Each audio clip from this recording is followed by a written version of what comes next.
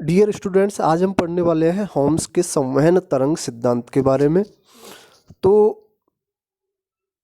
British ये भूवैज्ञानिक थे आर्थर होम्स। उन्होंने 1928-29 में यह सिद्धांत प्रस्तुत किया। आर्थर होम्स ने भूपटल को दो भागों, ऊपरी परत भूपटल या क्रस्ट तथा अधः स्तर सबस्ट्रेटम में विभाजित किया। मतलब उन्होंने भूपटल को दो भागों में बांटा, क्रस्ट व सबस्ट्रेटम। उन्होंने बताया कि जो अधः स्तर है द्रव्य अवस्था में है। यह सिद्धांत चट्टानों की रेडियोधर्मिता पर आधारित है। उन्होंने बताया कि भूपटल की चट्टानों में यूरेनियम, थोरियम, पोटेशियम आदि रेडियोधर्मी पदार्थ विखंडित होकर ऊष्मा उत्पन्न करते हैं। ये पदार्थ निचली चट्टानों की अपेक्षा ऊपरी भागों में अधिक पाए जाते हैं, लेकिन ऊपरी सियाल पर से इनका विकिरण द्वारा ह्रास हो जाता है, जबकि अधः स्तर में ताप का संचयन होता रहता है, जिस कारण भूगर्भ में संवहन धाराएं चलने लग जाती हैं। इनकी गतिशीलता निम्न दो तथ्यों पर निर्भर करती है। पहला, भूमध्य रेखा से ध्रुवों तक अधः स्तर की मोटाई। दूसरा, भूपटल की मोटाई एवं रेडियोधर्मी पदार्थों की मात्रा।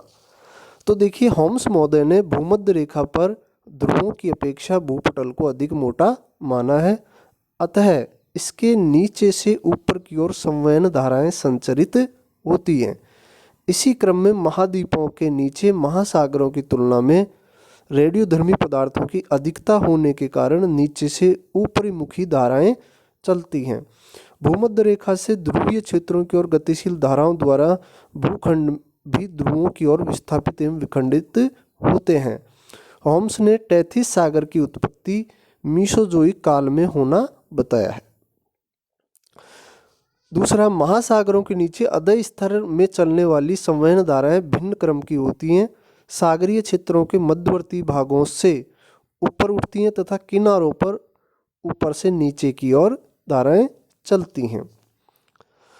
तो कहने का मतलब यह है, महासागर एवं महाद्वीपीय क्षेत्रों में संवहन धाराओं का प्रकार अलग अलग है। महासागरों में जो संवहन धाराएं हैं वो मध्य भाग से किनारों की तरफ बढ़ती है। उसी प्रकार धरातलीय क्षेत्रों में जो है या स्थल खंड वाले भागों में संवहन धाराएं जो हैं भूमध्य रेखा से ध्रुवों की ओर चलती हैं।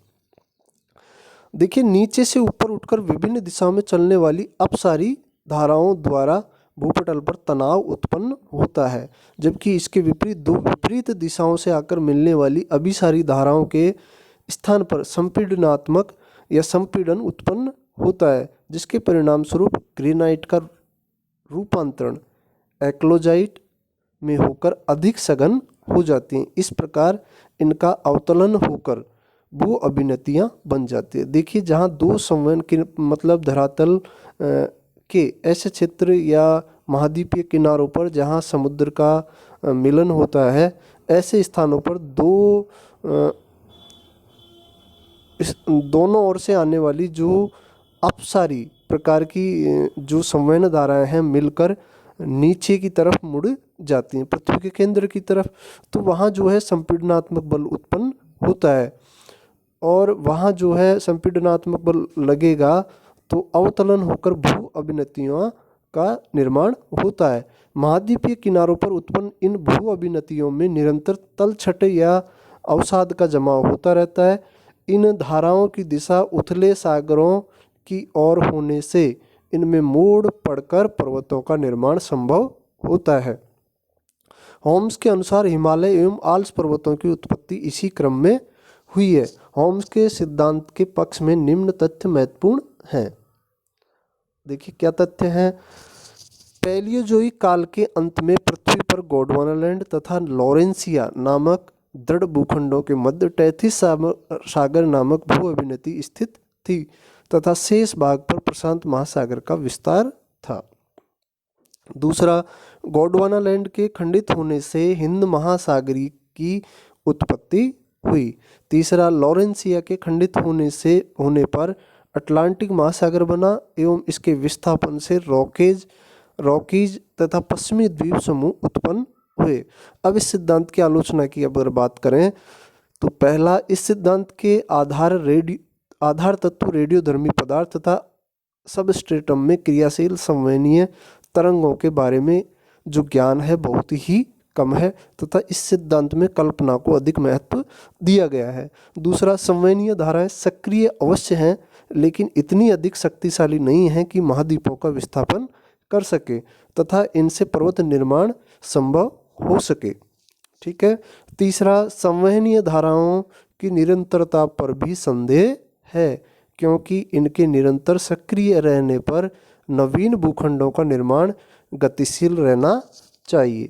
इसी के साथ अपना टॉपिक होता है ख़त्म। Thank you.